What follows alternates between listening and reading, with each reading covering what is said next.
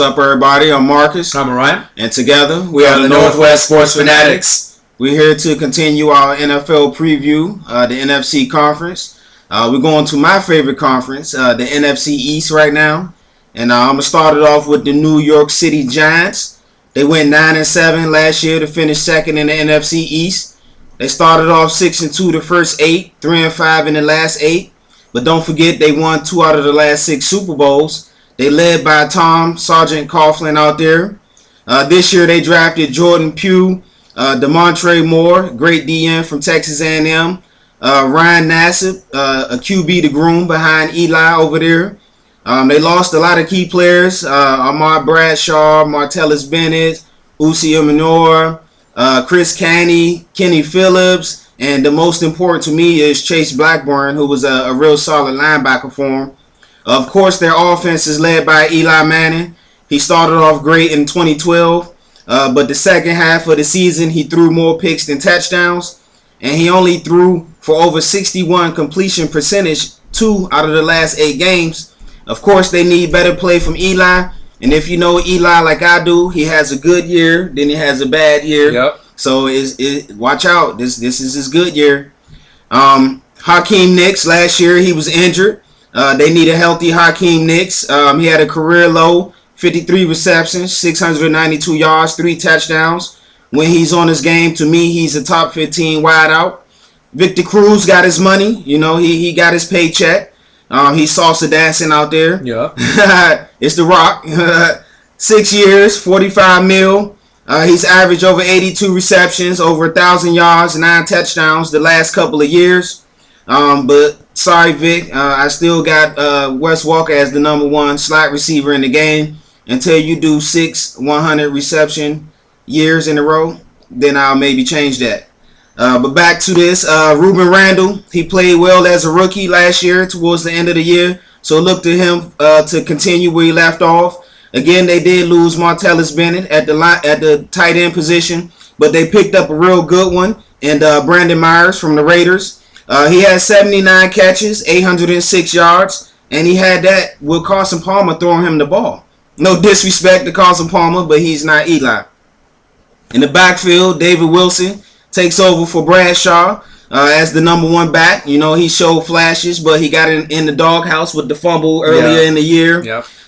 They still got Andre Brown to give them that thunder and lightning, kind of reminiscent of the Tiki and Brandon Jacobs or Ahmad Bradshaw, Brandon Jacobs. Now, on the defensive side of the ball, they had a horrible year. I ain't going to lie. The D-line was injured. They didn't live up to the hype. Coming into the season, Jason Pierre-Paul, you know, he got the back issues he's dealing with. He only had 6.5 sacks last year compared to 16.5 in 2011. A healthy Jason Tuck. And the rookie DeMontre Moore, which I think is a sleeper, one of the sleepers in this draft, should help them out. The secondary is Corey Webster. He was awful last year. They do have a talented corner in Prince Amakor. When he's healthy, he has injury problems too, but when he's healthy, he's solid. And J-Ron Hosley, he was bad last year too. But look for them. They're young players. Look for them to improve. But their secondary is all about Antrell Rowe. He is their playmaker. With Kenny Phillips leaving, look for Stevie Brown to step it up. You up next. I predict a 9-7 year for the Giants. The defense will struggle again, I think, and their running back has to be consistent. Look for Ruben Randle to step up, and also DeMontre Moore. Now, what about you and the Dallas Cowboys over there? All right, so I'm going to go Dallas Cowboys. You know, you had an 8-8 2012 season. It seems like every year the Cowboys go 8-8. You know, they fall a little bit short. This year I predict 7-9. I think they could go 8-8, but I think maybe one game less. You know, you got Jason Garrett there, the head coach. To me, he's more of an offensive coordinator rather than a head coach. So Jerry Jones has all the power, and I don't know if that's a good thing or a bad thing. Me personally, I think it's a bad thing, but we'll see if they can turn it around. You fired Rob Ryan, probably the best coach you actually have had in about 5 or 10 years. And then you brought in Monty Kiffin from the Bucks and from USC. He brought in his company of crew of other assistant coaches along with him. They're going to run that cover 2 scheme, but I'm not sure if it can work with those players. So you're going to go from a 3-4 to 4-3. So that might be a little complicated for these aging players that Dallas has, but we'll see if it works. But you do have a lot of veteran pieces that are pretty good, at least during the regular season. You got Tony Romo. He plays really well during the regular season. We'll see if they can take that next step. Kyle Orton as the backup, so if he does get injured, you got a game manager in there that can help you at least compete in some games there. DeMarco Murray, it's pretty solid, but he does get injured pretty often, so we'll see if he can kind of break that hump there. But you do have Lance Dunbar, Philip Turner. We'll see if those guys might step in. Miles Austin, all milk carton team. Where are you? I mean, your stat line has been pretty good, but I think people expect more. I mean, you dated a Kardashian for a little while, so we expect a little bit more from you. Des Bryant, I do like him, top 10 wide receiver in the league. He definitely went beast mode last year. He proved that, he can get it done when he's focused, not getting himself in trouble. I do like Terrence Williams, the rookie from Baylor, played with RG, Mr. RG3 there in Baylor. He's 6'2", 202. He's almost like a Des Bryant clone a little bit shorter at 6'2", but he's got good hands, good speed. Watch out for him maybe to take Miles Austin's spot and get a little bit more of those catches there. You still got Hall of Famer Jason Witten. Seems like he gets the ball thrown to him 30 times a game. So you might as well catch 15 of them every game if you're getting the ball that much. They did draft a predecessor to him that he's going to mentor. You got Gavin Escobar. He's going to be a rookie, 6'6", 251, San Diego State. I do like that draft pick. Normally the draft picks with Dallas are a little questionable. That is a good one because Witten is coming to kind of an end of his career. Tyron Smith, you got Doug Free at the O-line. You finally drafted a center. I don't know if you should have drafted him as early as you did, but you got Travis Frederick there, rookie center, 6'3", 317 from Wisconsin. Wisconsin players typically pan out for the most part, like J.J. Watt. So you're going to get some good quality, obviously, snaps out of him. As far as defense is concerned, you got Anthony Spencer, you got Jason Hatcher, Jay Ratliff on the PUP list right now, though when he's healthy, he was a Pro Bowl type of player. DeMarcus Ware, Hall of Famer. Between these 4 defensive linemen, you got 33 years combined. Right? 9 years, 8 years, and 7 years. All OGs. They're getting really close to everyone being over 30, so that means that they're aging. So their window is closing if you're going to try to make that playoff push. So they need to definitely redraft, get some better free agents to come in. As far as their linebacking core, they got Sean Lee. I like him. I think he's probably one of the most underrated linebackers, in the whole entire NFL. He did get injured, and that was a big reason why I think they went 8-8 last year. He was the leader of that team. Besides DeMarcus Ware, you got Bruce Carter there as well. And then they ended up drafting, Brandon McGee there, and he's from Arizona State. Look for him to get some snaps. I'm not sure if he'll take Bruce Carter's spot, but we'll see, with the snaps and how that plays out with the injuries. As far as their secondary is concerned, Brandon Carr. I like that pickup from free agency last year. He played pretty solid. Morris Claiborne. I was really on him, and I didn't think he was worth the draft pick, but I think he's starting to prove me wrong. I think he may pan out to a pretty solid corner, maybe a top 15 corner very, very shortly. You got Barry Church. You got Will Allen. So you got some other players there at the safety position. You did draft B.W. Webb from William & Mary. They needed someone in that corner position for a nickel, and you also drafted J.J. Wilcox. And, he's from Georgia Southern, another small school guy. So, but he is going to play strong safety, so we'll see how that pans out. But moving forward, I do predict a 7-9 season. They'll come up a little bit short, but we'll have to see. We'll have to see if they prove me wrong. What do you think about in the next team that we're going to go over? What do you think about your Washington Redskins? You see it. I know you see it. My Washington Redskins, 10-6, NFC East champions last year. We started off bad, I ain't gonna lie, 3-6, but then we finished off strong, 7 straight wins. We lost in the wild card to the Seattle Seahawks. RG3 got injured. Mike Shanahan said when he started, he was on the 5-year plan, so this is year 4, and I think we definitely on track. We had a nice draft. We had secondary issues last year, so we drafted David Amerson, Phillip Thomas, Bakari Rambo.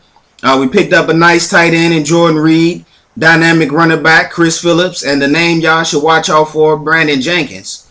We also picked up E.J. Biggers to help out that secondary in free agency. He's not a big name, but he is a solid corner. It's all about RG3, though. The 2012 Rookie of the Year.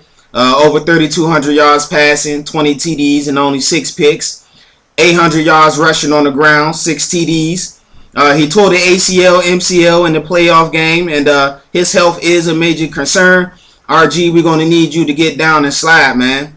Running back, Alfred Morris, 6th round. He went ham last year, over 1,600 yards, 13 touchdowns. Coming back this year is the injury-prone Rory Halu.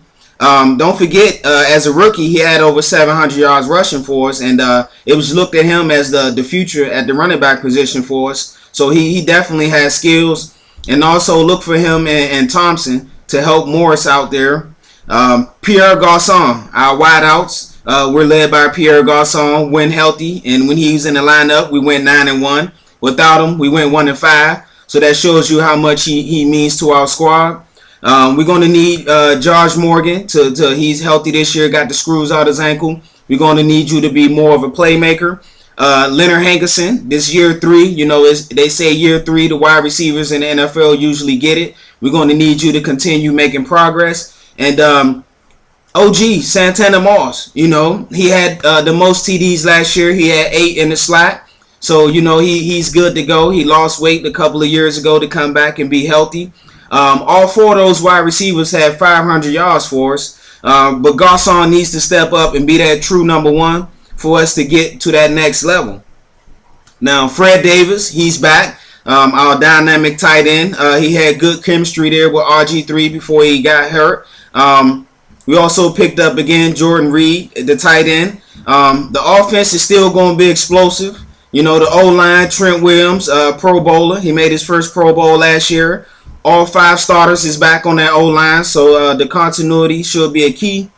Now, on the defensive side of the ball, it wasn't pretty, I ain't going to lie. We had one of the worst secondaries in the league for that reason. We drafted Emerson, Rambo, Thomas, signed E.J. Biggers.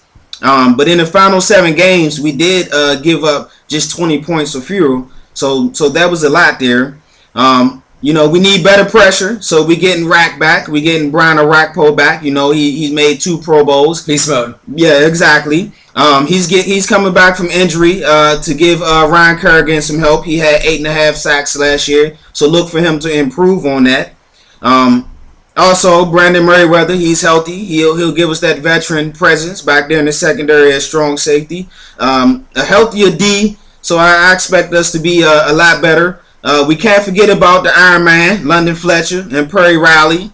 London Fletcher, the name speaks for itself, future Hall of Famer. Don't forget about our D-line, Stephen Bowen, Barry Cofield.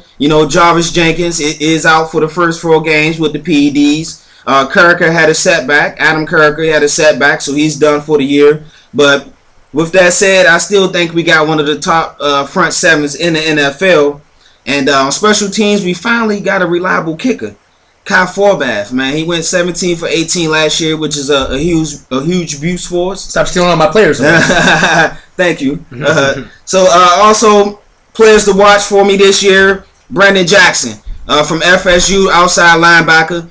He sat out all last year, his senior year, with an injured foot. If you follow college football, then Brandon Jackson was beast mode. He was playing over Tank Carradine, who went to the 49ers, and also Bourne Werner, who went to the Colts. He was a projected first-round pick, but the foot injury, he slid to the 5th round, and I'm glad he did because we picked him up. I expect for us to go 10-6. Normally teams don't repeat as the NFC East champions, but I'm not just being biased. You can check the stats. We got a pretty good team, and Shanahan has built something special out there in the DMV. Now, what about you and those Philadelphia Eagles and your man Chip? All right, so Chip, we'll have to see how that works out. They went 4-12 last year in 2012. I was predicting 8-8, but you had the Jeremy Maclin ACL tear there, so I'm going to drop it to game 7-9. So you're still going to improve new coach Chip Kelly. He's going to bring that Oregon spread offense. We'll see how much he implements that on the NFL level. You got a few quarterbacks that you can run in there. There's a little controversy right now. Michael Vick, Nick Foles, Dennis Dixon, Matt Barkley. Which way do they go? Spread option QB with Dixon or Vick, or pocket quarterback with Nick Foles or Matt Barkley? I assume it's going to be Michael Vick until he gets hurt, but we'll have to wait and see if that happens. They got still a great core, even though they're young. LaShawn McCoy, top 6 running back in the league when he's healthy. They are going to get Jason Peters back. They're going to get 5-time Pro Bowler, one of the best tackles in the league. They're going to get him back from that torn Achilles that he ruptured last year. So that's going to be a big key for them. But Macklin with that torn ACL that just happened, if you haven't been watching SportsCenter, tune in. That was a really big blow to them. But what I do think it will improve on is new players stepping up. So maybe Riley Cooper, Demarius Johnson, Jason Avant, maybe some of these guys can get a little bit more extra playing time, prove that they're worth to be out on the field at the same time with Deshaun Jackson and Brent Selleck, the stars that they already have on their team.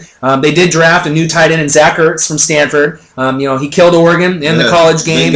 Big guy, 6'5", 249. He's a little slow, but you can run little fade routes to him in the red zone. I think they might run a New England Patriots style 2 tight end set, when they had Gronk and Aaron Hernandez, when obviously they were a complete team, not anymore. But we'll have to see how that works out. I like their draft pick, Lane Johnson, 4th overall, 6'6", 303 from Oklahoma. Just like Davin Joseph from out Oklahoma. If you play O-line and you're from Oklahoma, you typically pan out, so I expect big things from him. A few other draft picks they did pick up, Matt Barkley from USC. He will probably be the backup for a few years until he gets his chance, but maybe he'll shine when he gets his opportunity. Jordan Poyer from Oregon State. They got him at cornerback to fill in some of those extra defensive positions. And then as we go to defense here quickly, Isaac Sopoaga, you got him from the 49ers. I thought that was a huge pickup at D-tackle. And you got some pretty good names. I mean, Connor Barwin at linebacker. You got Patrick Chung that you got. Trent Cole, who's beast mode. Fletcher Cox. Michael Kendricks, my favorite player on the defense. From Cal, Pac-12, great player.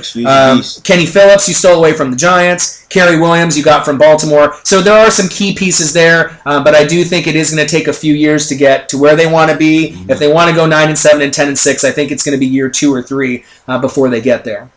But that's pretty much my take on Philadelphia Eagles. And so what's their record for this year? I think 7-9. 7-9. 7-9. 8-8 is what I originally projected, but with that Macklin injury, I'm going to have to go 7-9. It will be a nice improvement though from 4-12.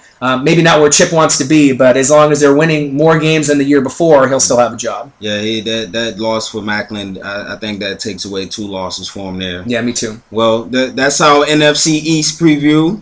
You can follow me on Twitter, MarcusHill_NWSF. And Orion_NWSF. Hit us up on Facebook.com/NW Sports Fanatics. We want to shout out our sponsors. We want to appreciate all the love and support that we're getting from everybody. All right, shout out to Banner Bob for the banner in the back. Hit him up at SignShack.net.